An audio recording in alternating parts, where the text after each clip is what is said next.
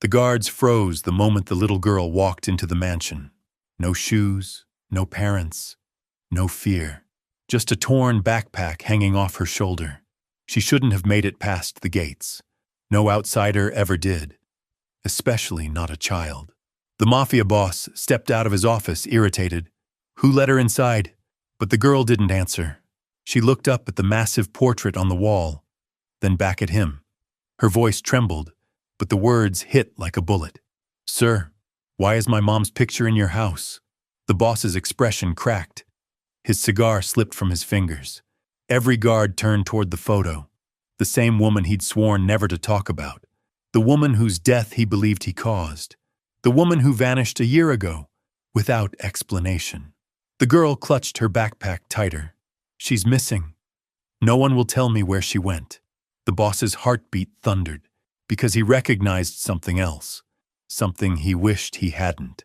The girl had her eyes. Stay with me until the end, because what the Mafia boss reveals next will turn this entire story upside down. Before we begin, don't forget to like this video, hit subscribe, and comment where you're watching from. Now, let's get started. Vincent the Wolf.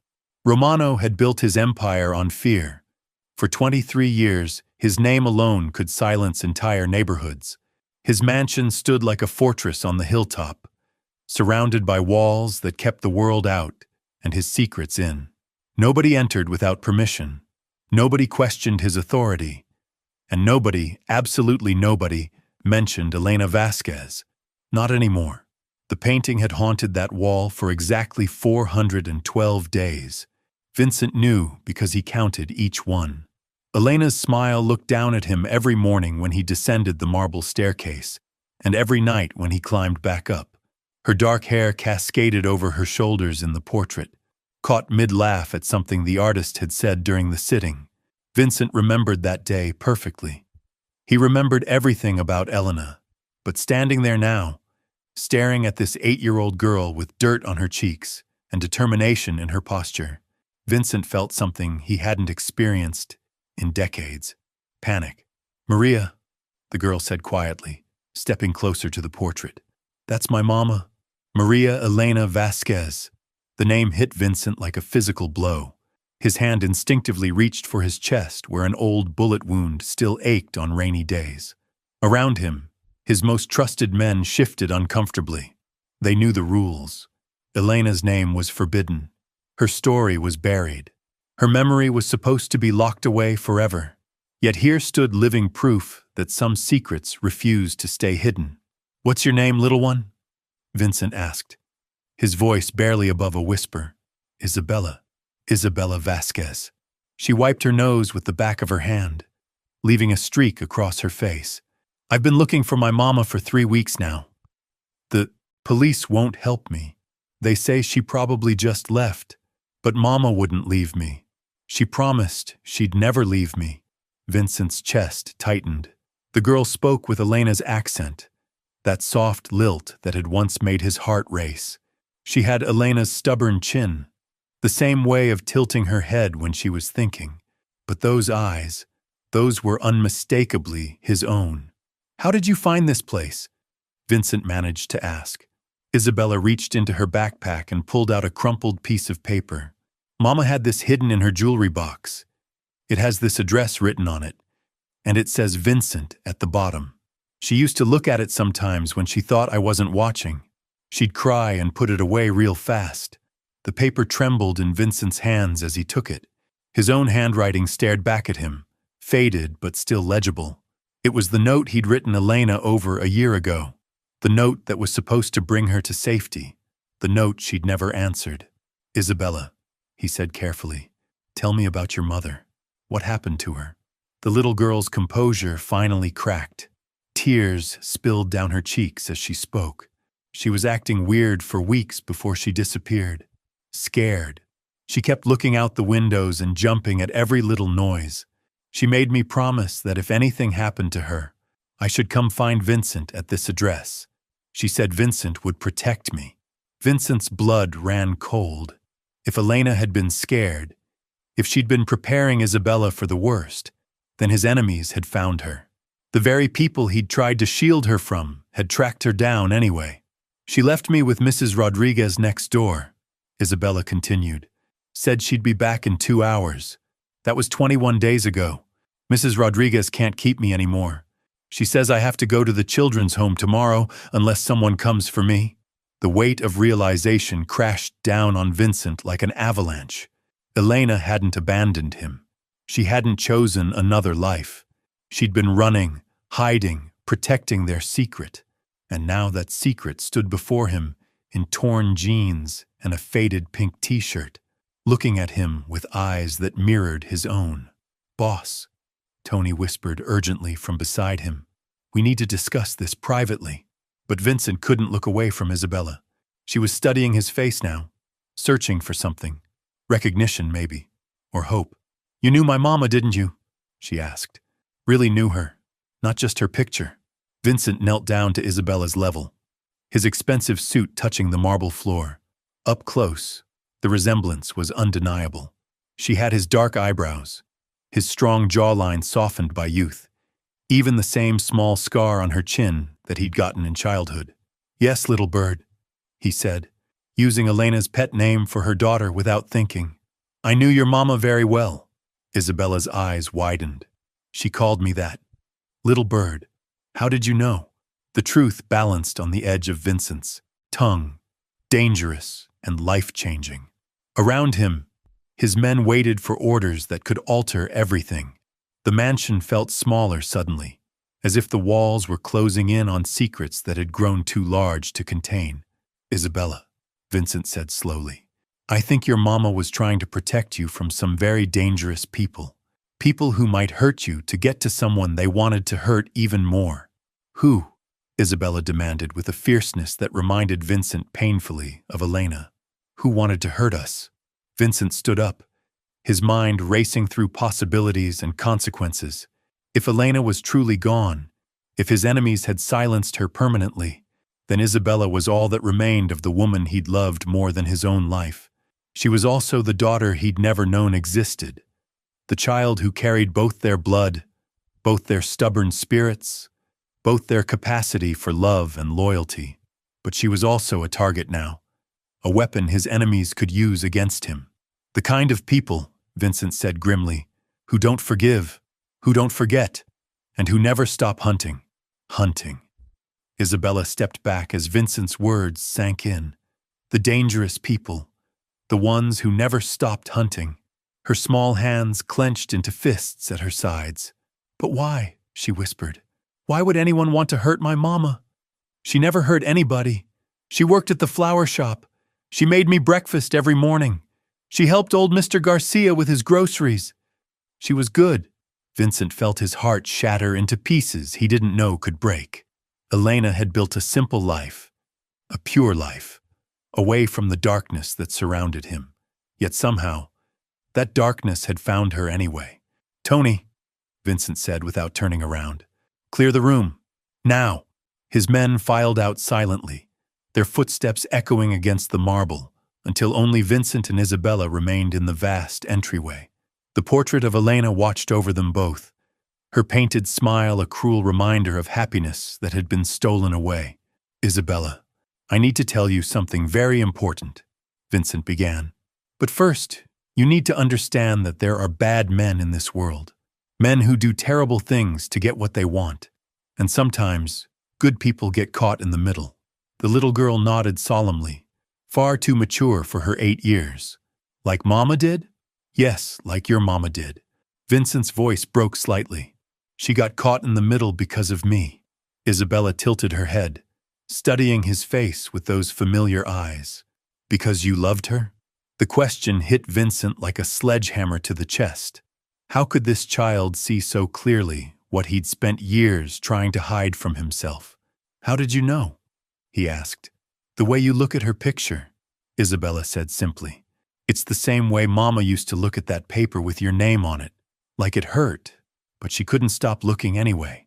Vincent closed his eyes, fighting back emotions he'd buried deeper than his, enemies' bodies. When he opened them again, Isabella was still watching him, waiting for the truth she deserved to hear. "Yes," he admitted. I loved your mother more than I've ever loved anything in my life. More than this house, more than my power, more than my own safety. But loving me put her in danger, so she had to disappear to keep you safe. From who? Isabella demanded, her voice growing stronger. Who were these bad men? Vincent walked to the massive window that overlooked his gardens. Beyond the perfectly manicured grounds, beyond the walls and gates, lay a world that had taken everything precious from him. There's another family like mine, he said carefully. The Castellanos. They've been trying to destroy everything I've built for 20 years. They found out about your mother. They threatened to hurt her, to hurt you, unless I gave up everything. Isabella moved to stand beside him at the window. So Mama ran away to protect me? Your mother was the strongest, bravest woman I ever knew, Vincent said. She chose to disappear rather than let them use her against me. She chose to give up the life we were building together to keep you safe. But they found her anyway, didn't they? Isabella's voice was barely a whisper. That's why she's gone. Vincent knelt down again, taking Isabella's small hands in his scarred ones. I don't know what happened to your mother, but I promise you this. I will find out, and I will make sure you're never in danger again. Isabella studied his face for a long moment. Then she asked the question that would change both their lives forever. Are you my papa? The words hung in the air like smoke from his forgotten cigar. Vincent felt the world tilt on its axis. Every carefully constructed wall he'd built around his heart crumbled in an instant. He looked into Isabella's eyes, those dark mirrors of his own, and saw Elena's courage staring back at him. This child had walked through his gates, past his guards, into his fortress, demanding answers that grown men feared to seek. She had Elena's beauty and his determination. She was everything he'd never known he wanted, and everything he'd always been afraid to hope for. I think I might be, he whispered. Isabella nodded as if she'd expected this answer. Mama used to tell me stories about a man who lived in a big house on a hill. She said he was very powerful, but also very lonely. She said if I ever met him, I should remember that even powerful people need love too. Tears Vincent hadn't shed in 30 years threatened to spill. She said that every night before bed. She said someday, when it was safe, she might take me to meet him. She said he would probably be scared at first, but underneath he was good, just like her. Vincent pulled Isabella into his arms, holding her as carefully as if she were made of spun glass. She felt so small, so fragile, yet she'd shown more courage than soldiers twice her size. She smelled like Elena's, perfume and childhood innocence and hope he'd forgotten existed. Isabella, he said into her hair, if I am your father, that means you're in more danger than you know. The Castellanos will use you to hurt me. They'll never stop hunting you. Isabella pulled back to look at him. Then we have to stop them first. The simplicity of her logic, the fearlessness in her voice, reminded Vincent why he'd fallen in love with Elena in the first place. This family bred fighters. We? He asked. You said Mama was brave. You said she was strong. Well, I'm her daughter. And if you're my papa, then I'm your daughter too. That means I'm brave and strong and stubborn enough to help you find out what happened to Mama and make the bad men pay. Vincent stared at this remarkable child who'd walked into his life and turned it upside down in the space of an hour. She was right about one thing. She was definitely his daughter. No one else would march into a Mafia compound and demand justice with such unwavering determination. But she was also Elena's daughter, which meant she had a conscience he'd lost long ago. She believed in good and evil, in right and wrong, in happy endings that Vincent had stopped believing in years ago. Isabella, he said slowly, if we do this, if we go after the people who took your mother, there's no going back. Once you enter my world, you can never return to the innocent life Elena wanted for you. Isabella straightened her shoulders, looking far older than her 8 years. Mama didn't want me to be innocent. She wanted me to be safe, but I'll never be safe until we stop them, will I? Vincent realized with crystal clarity that this child understood the situation better than most of his advisors ever had. The Castellanos would never stop hunting her. She would never know peace until they were eliminated completely. No, he admitted. You'll never be truly safe while they exist. Then we stop them, Isabella said with finality. Together. Vincent looked up at Elena's portrait, seeking guidance from the woman who'd loved them both. Her painted eyes seemed to sparkle with approval, as if she'd orchestrated this entire meeting from beyond the grave. Together, he agreed. But first, he had phone calls to make, information to gather, and a war to prepare for. Because Vincent, the wolf Romano, had just discovered he had something worth fighting for again, something worth killing for, something worth dying for. He had a daughter to protect and a love to avenge. The Castellanos compound sat like a cancer on the opposite side of the city, while Vincent's mansion stood proud on the hilltop. Their headquarters lurked in the industrial district, surrounded by warehouses and forgotten dreams. Vincent had avoided direct confrontation with them for months, hoping Elena's disappearance would buy him time to find another solution. That time had just run out. Sir, Tony entered the study where Vincent sat with Isabella, who was carefully examining the books on his shelves. I've got news about the Vasquez woman. Vincent's blood turned to ice. Not here, but Isabella had already turned around, her dark eyes sharp with intelligence. You found something about Mama, didn't you? Tony looked between Vincent and the child, uncertainty written across his weathered face. This wasn't how these conversations usually went. There weren't supposed to be children involved, especially not children who looked exactly like the boss. It's okay, Vincent said quietly.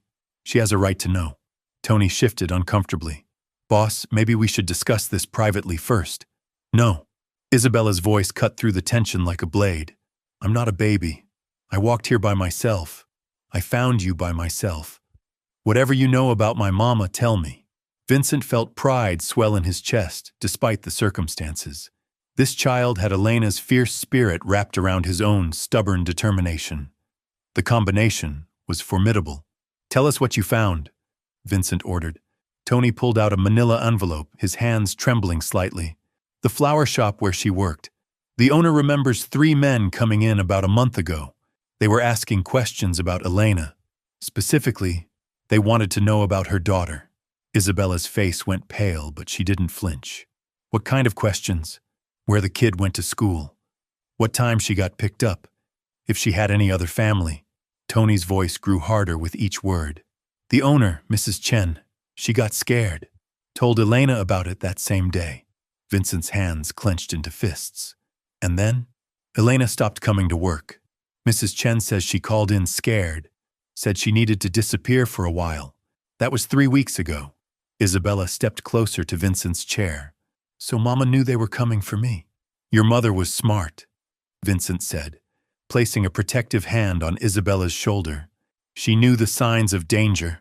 But where is she now? Isabella demanded. If she was hiding to protect me, why hasn't she come back? Why hasn't she called? The question hung in the air like poison. Tony looked at Vincent meaningfully, and Vincent understood. There were details Tony wasn't sharing in front of the child, details that would have to wait for private conversation. Isabella, Vincent said gently, I need to speak with Tony alone for a few minutes. There's a room upstairs with books and games. Would you mind waiting there? Isabella studied his face with those perceptive eyes. You're going to talk about the bad stuff, aren't you? The stuff you think I can't handle. Vincent was struck again by how much she reminded him of Elena, that same ability to see through lies and half-truths. Yes, he admitted, but not because you can't handle it, because I need to understand all the details before we decide what to do next. Isabella nodded slowly. Okay, but you have to promise to tell me the truth afterward, all of it, even the scary parts. I promise. Vincent watched Isabella climb the marble staircase, her small figure dwarfed by the grandeur around her. When her footsteps faded, he turned back to Tony with steel in his voice. Now tell me everything. Tony's face darkened. Boss, they found her apartment, completely torn apart, furniture overturned, drawers emptied, walls torn open. They were looking for something. Vincent's stomach dropped. Blood? No blood. But there were signs of a struggle, and neighbors reported hearing shouting 3 nights ago. A woman screaming, then sudden silence. The words hit Vincent like physical blows. Elena had been taken. The woman he loved, the mother of his child, was in the hands of his worst enemies. Any leads on where they took her? We're working on it, but boss, there's something else. Tony hesitated. We intercepted communications between the Castellanos and someone else. Someone who's been feeding them information about your movements, your business, your personal life. Vincent's eyes turned deadly. A spy. Has to be someone close. Someone who knew about Elena, knew she mattered to you. The betrayal cut deeper than any knife. Vincent had trusted so few people in his life, and now one of them had sold out the woman he loved, and the daughter he'd never known existed. I want names, Vincent said quietly. Every person who knew about Elena, every person who had access to my private conversations, every person who could have led them to her. Already working on it, boss. Vincent stood and walked to the window again, looking out at the city that held his enemies somewhere in its sprawling darkness. Elena was out there, probably hurt, probably terrified, definitely thinking about Isabella and whether her sacrifice had been worth it. How long do we have? Vincent asked. Before what? Before they realize Isabella is here. Before they come for her too. Tony was quiet for a moment. If they're watching the compound, they already know she's here. If they're not, we might have a day or two. Vincent turned back to his most trusted lieutenant. Then we move tonight. Boss, that's suicide. We don't know where Elena is. We don't know how many men they have. We don't even know who we can trust on our own side. Then we make them come to us. Vincent moved to his desk and pulled out a secure phone. As he dialed, his mind was already working through the plan forming in his head. It was dangerous, possibly fatal, but it was the only way to protect Isabella and save Elena. Who are you calling? Marcus Castellano himself. Vincent's voice was calm, but his eyes burned with controlled fury. I'm going to make him an offer he can't refuse. The phone rang twice before a familiar voice answered. Vincent, I wondered when you'd call. Marcus. Vincent kept his tone neutral. I believe you have something that belongs to me. Laughter echoed through the line, cold and mocking. Do I? I have so many things, Vincent. You'll have to be more specific. Elena Vasquez. The laughter stopped. Ah, the flower girl. Yes, she's been quite entertaining. Stubborn, though. Refuses to tell us where she hid the kid. Vincent's grip on the phone tightened until his knuckles went white. She doesn't know where the kid is. Oh, but she does. And so do you, don't you, Vincent?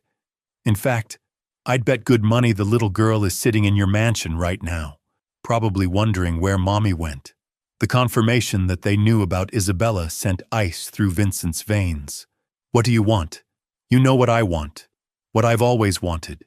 Your territory, your operations, your complete surrender. And now I have the perfect leverage to get it. Vincent closed his eyes, thinking of Isabella upstairs, probably reading one of Elena's favorite books, thinking of Elena wherever she was, enduring God knew what to protect their daughter. I'll make you a deal, Vincent said slowly. I'm listening. Trade. Elena for me. Let her go. Keep me instead. Marcus's laughter returned, harsh and delighted. Oh, Vincent, you really think I'm that stupid? Why would I trade my leverage for my enemy? No. Here's how this works. You bring me the girl, tonight, midnight, the old pier on the east side. You come alone. You bring Isabella. And maybe I let Elena live. The line went dead. Vincent stared at the phone, his mind racing through possibilities. Every option led to death or worse. If he brought Isabella to the pier, Marcus would have both his daughter and Elena as leverage. If he didn't, Elena would die and they'd come for Isabella anyway. Boss, Tony was watching him with concern. What did he say? He wants me to trade Isabella for Elena at midnight. Tony's face went pale. You can't seriously be considering that. I'm considering everything. Vincent set down the phone and walked back to the window. But first, I need to have a conversation with my daughter. The word still felt strange on his tongue, but it was getting easier to say. Isabella was his daughter. She was Elena's daughter. She was the future that Vincent had never dared to imagine and the past that Elena had died to protect. Footsteps on the stairs announced Isabella's return. She appeared in the doorway, a book tucked under her arm, her face serious beyond her years. "You look sad," she observed. "Bad news about Mama?" Vincent studied this remarkable child who'd walked into his life and changed everything. She deserved the truth, even if it was terrible, especially if it was terrible. "Yes," he said simply. "Bad news." Isabella set down her book and walked to stand beside him at the window. "Tell me." And Vincent did. He told her about the ransacked apartment, about the signs of struggle, about Marcus Castellano's ultimatum. He watched her face carefully, ready to catch her if she collapsed under the weight of it all. But Isabella didn't collapse. She listened with the same intense concentration she'd shown when examining his books. When he finished, she was quiet for a long moment. "So he wants to trade me for Mama," she said finally. "Yes. And if you don't, he'll hurt Mama and come for me anyway." "That's right." Isabella tilted her head, studying his reflection in the window. "What would Mama want you to do?" The question caught Vincent off guard. "What? If Mama could tell you what to do right now, what would she say?" Vincent thought about Elena's fierce protectiveness, her willingness to sacrifice herself for Isabella's safety, her complete faith that Vincent would do the right thing even when the right thing seemed impossible. "She'd want me to keep you safe," he said quietly, "no matter what it cost." Isabella nodded as if she'd expected this answer. "And what do you want to do?" Vincent knelt down to her level, looking directly into those familiar dark eyes. "I want to save your mother and protect you. Both. I want to destroy the people who hurt our family and make sure they can never hurt anyone else ever again." "Then that's what we'll do." "Isabella, it's not that simple." "Why not?" She tilted her head with Elena's exact gesture. "You're smart. You're powerful. You have lots of people who work for you. And now you have me. What can you possibly do against men like Marcus Castellano?" Isabella smiled, and for a moment, Vincent saw Elena's mischievous grin looking back at him. "I can do the one thing he won't expect, which is, I can choose to walk into his trap." His trap. Vincent's blood ran cold at Isabella's words. "You want to walk into his trap?" "Not exactly." Isabella moved to his desk and picked up a pen, her small fingers wrapping around it with surprising steadiness. "But if we're going to save Mama, we need him to think he's winning, until he's not." The 8-year-old began drawing on a piece of paper, her tongue poking out slightly in concentration. Vincent watched, mesmerized, as she sketched what looked like a rough map of the Pier District. "Isabella, what are you doing?" "Planning." She looked up at him with those dark eyes that mirrored his own. "Mama used to say that smart people don't fight fair. They fight smart." Tony shifted uncomfortably in the corner. "Boss, she's just a kid." "A kid who walked through our security like it was made of paper," Vincent pointed out. "A kid who found information the police couldn't. A kid who's been surviving on her own for 3 weeks. He looked at Isabella with new respect. "Tell me your plan." Isabella set down the pen and pointed to her crude drawing. "The pier has 3 ways in and out, right? Marcus will expect you to come from the main entrance because that's what normal people do. But we're not normal people." Vincent felt his chest tighten with an emotion he couldn't name. Pride, maybe, or terror at how much she reminded him of himself at that age. "Go on. You taught Mama about being careful, didn't you? About watching for danger." Isabella's voice grew softer. She knew things, secret things, like how to disappear, like how to hide, like how to make people think she was somewhere she wasn't. The pieces clicked into place in Vincent's mind. Elena hadn't just been running scared. She'd been using techniques he'd taught her years ago when they first fell in love, and he'd worried about keeping her safe. "She left you clues," he realized. Isabella nodded and reached into her backpack again. This time she pulled out a small notebook, its pages worn and creased. "Mama's journal. I found it hidden under my mattress the night she disappeared. She wrote it for me." Vincent's hands shook as he took the notebook. Elena's familiar handwriting filled the pages, but these weren't random thoughts. They were instructions, detailed plans, escape routes, safe houses, and most importantly, a complete breakdown of the Castellano operation that Elena had somehow managed to gather. How did she know all this? Vincent whispered. She was watching them watch us, Isabella said simply. For weeks before she disappeared. She followed them sometimes when I was at school. She took pictures. She wrote down names and addresses and when they changed shifts. Vincent flipped through pages of intelligence that would have impressed his most experienced operatives. Elena had documented guard rotations, security weaknesses, meeting locations, even personal habits of key Castellano family members. Your mother was incredible, he breathed. She was scared, Isabella corrected. But she was smart about being scared, and she left me everything I'd need to find you and help you find her. Tony leaned over Vincent's shoulder to look at the journal. Boss, this is better intel than we've gathered in 5 years of trying. Vincent looked at his daughter with awe. You've been carrying this around for 3 weeks? I couldn't read all of it at first. Some words were too big, but I kept trying because I knew Mama left it for a reason. Isabella's voice grew stronger. And now I know what the reason was. She knew someday you'd need to save her, and she knew I'd be the one to help you do it. The plan forming in Vincent's mind was dangerous beyond measure. But looking at Elena's careful intelligence gathering, at Isabella's unwavering determination, he began to see possibilities he'd missed before. 6 months later, Vincent watched Isabella chase butterflies through the mansion's garden, while Elena sat beside him on the marble steps, her hand intertwined with his. The Castellano family was nothing more than a memory now, their empire crumbled by the combined intelligence of a missing mother and the courage of an 8-year-old girl who refused to give up. Elena had survived her captivity, hidden in a warehouse that Isabella's journal had pinpointed with surgical precision. The rescue hadn't been easy, but it had been swift and decisive. When the smoke cleared, Vincent had his family back, and his enemies had learned why you never underestimate the power of love wrapped in determination. Isabella ran toward them now, her laughter echoing off the walls that had once known only silence. She threw herself into Vincent's arms, chattering about the flowers she'd picked for her mother's new garden. This was the life Elena had dreamed of, the safety she'd fought for. The family she'd nearly died protecting.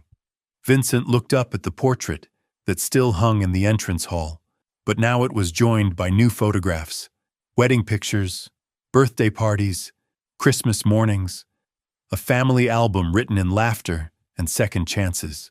Sometimes the most dangerous question isn't the one you're afraid to ask, but the one you're brave enough to answer. Isabella's simple question had torn down walls that seemed impenetrable and built bridges that connected hearts across years of separation and fear. Love doesn't always announce itself with trumpets and fanfare. Sometimes it walks through your front door in torn shoes and a backpack, demanding answers you thought you'd buried forever. And sometimes, if you're very lucky, it gives you the chance to rewrite your story with a different ending.